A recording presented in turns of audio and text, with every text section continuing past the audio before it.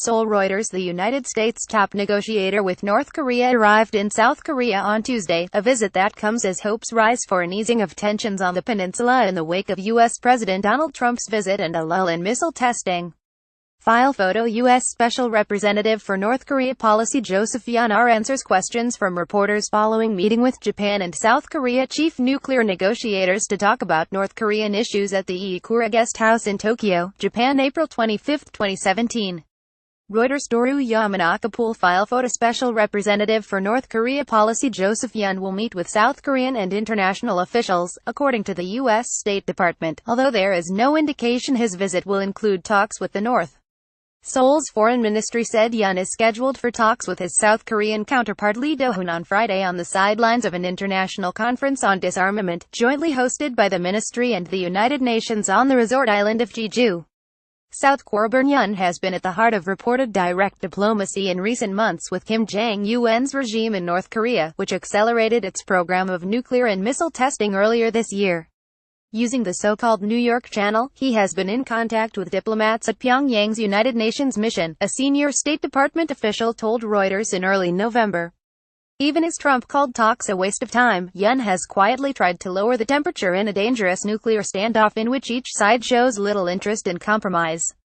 In a speech to the Council on Foreign Relations on October 30, Iikura reportedly said that if the North halts nuclear and missile tests for about 60 days, it would be a sign that Washington needs to seek a restart of dialogue with Pyongyang. After several months of unprecedented testing earlier this year, North Korea has not fired a rocket or tested a nuclear weapon since it launched a ballistic missile over Japan on September 15. Some analysts say it is too early to read much into the break in testing, which is the longest lull so far this year, but could align with seasonal cycles. And there is no sign that the behind-the-scenes communications have improved a relationship vexed by North Korea's nuclear and missile tests as well as Trump's heated statements. During his visit to Seoul last week, Trump warned North Korea he was prepared to use the range of U.S. military power to stop any attack, but in a more conciliatory appeal than ever before he urged Pyongyang to make a deal to end the nuclear standoff. Trump also urged North Korea to do the right thing and added that "I do see some movement," though he declined to elaborate. While his comments seemed to reassure many in South Korea, North Korea's foreign ministry called Trump a destroyer of the world peace and stability, and said his reckless remarks only made the regime more committed to building up its nuclear force. Trump muddied the water later on his Asia visit by tweeting that North Korean leader Kim had insulted him by calling him old and said he would never call Kim short and fat. He also said it would be very nice if he and Kim became friends.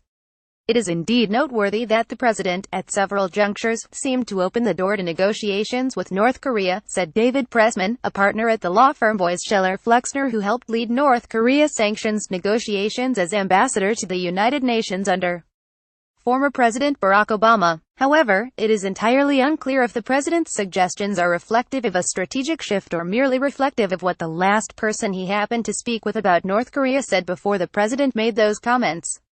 Our standards. The Thomson Reuters Trust Principles.